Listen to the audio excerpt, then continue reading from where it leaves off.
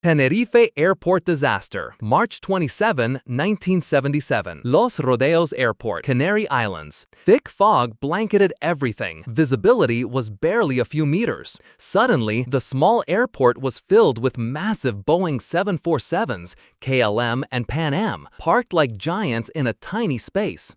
Just hours earlier, a terrorist bombing had closed Gran Canaria Airport, diverting planes here. The airport staff wasn't prepared for so many jumbo jets, runways crowded, taxiways blocked. Inside, passengers had no idea they were heading into aviation history's deadliest disaster. Pan Am tourists were returning from duty-free shopping. Some held coffee cups, others gazed out fogged windows. On the KLM flight, families and vacationers chatted, children laughed. By 4 p.m., the fog thickened. Radio communications crackled, miscommunications piled up. In the KLM cockpit, Captain Jacob Veldhusen van Zanten, one of the most experienced pilots in the world, misunderstood a clearance and began takeoff.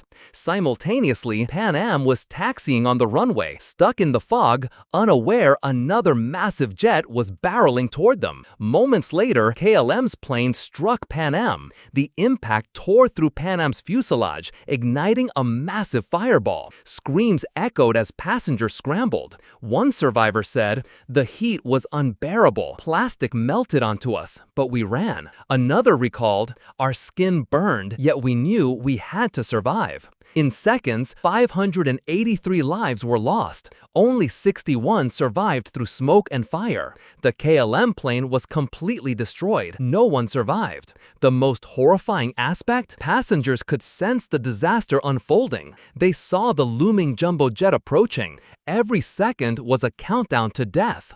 The disaster remains the deadliest in aviation history. Japan Airlines Flight 123. August 12, 1985. Tokyo Haneda Airport.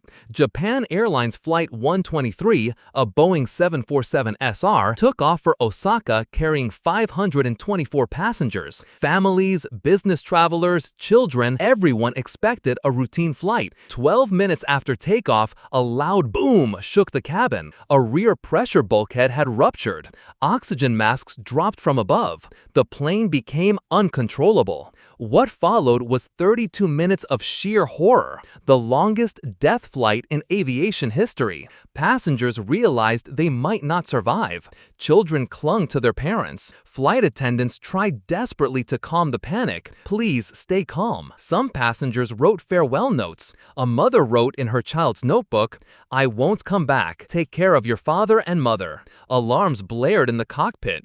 The pilot struggled to regain control, but the hydraulic systems had failed. The plane tilted, jolted, and rose and fell uncontrollably as it drifted toward the mountains. Finally, the aircraft crashed into Mount Osaka. 520 people died. Only 4 survived. The survivors described crawling through wreckage and spending the night trapped among bodies, surrounded by darkness, fire, and smoke. The cause? A faulty repair made 7 years earlier. A small crack in the bulkhead that eventually failed. A decades-old mistake became a death sentence for hundreds.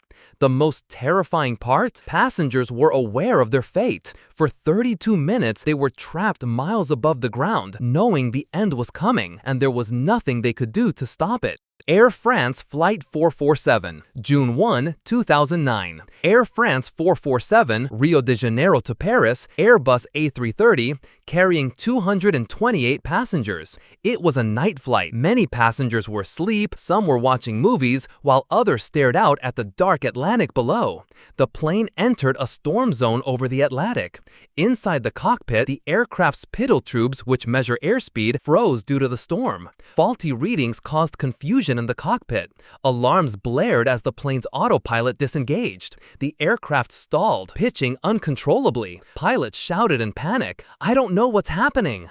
Inside the cabin, passengers felt the plane dip and rise like a roller coaster. Children clung to their parents. Flight attendants attendants tried to calm everyone. Some passengers began praying, while others screamed in terror. No one could control the situation. For 3 harrowing minutes, the plane plunged thousands of feet. Cockpit voice recorders captured repeated alarms and desperate commands. Climb, climb. But despite their efforts, the aircraft remained uncontrollable.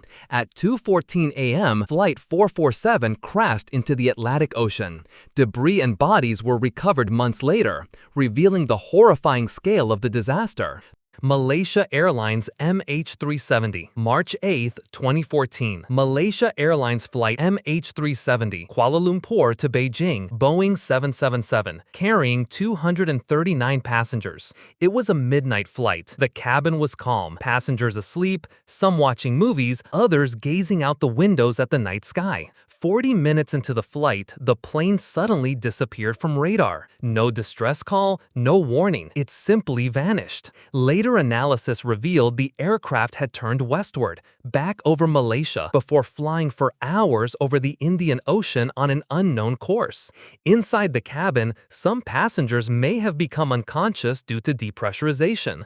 Others may have been aware of the situation, facing fear and panic, but no one knows for certain. Families waiting in Beijing hoped for news. Calls went unanswered. Hours turned into days. Months later, only a few pieces of debris washed ashore in the Indian Ocean, confirming a crash. But the aircraft and the passengers' remains were never fully recovered. Germanwings Flight 9525, March 24, 2015. Germanwings Flight 9525, Barcelona to Dusseldorf, Airbus A320, carrying 150 passengers. The skies were clear, the cabin calm. Passengers were relaxed, unaware of the horror about to unfold. Inside the cockpit, 27-year-old co-pilot Andreas Lubitz, struggling with depression, made a deadly decision. When the captain left for the restroom, Lubitz locked the cockpit door and deliberately set the autopilot to descend into the French Alps. For 8 minutes, passengers were trapped in a nightmare. Flight attendants tried to calm the panic and communicate with the cockpit. The captain tried desperately to break the door down. Cockpit recordings captured pounding, screaming, and frantic attempts to regain control. Inside the cabin, passengers realized the plane was descending abnormally. Children cried, adults screamed, some clutched their loved ones. Phone calls were made in vain. No signal, no rescue. The plane continued its deliberate descent until it struck the mountains. The crash was catastrophic. All 150 passengers died instantly. The horror of this disaster is unique. It wasn't caused by weather or mechanical failure. It was a deliberate act of mass murder. And for the passengers, the last 8 minutes were a horrifying countdown. They knew their fate was sealed, but there was nothing they could do.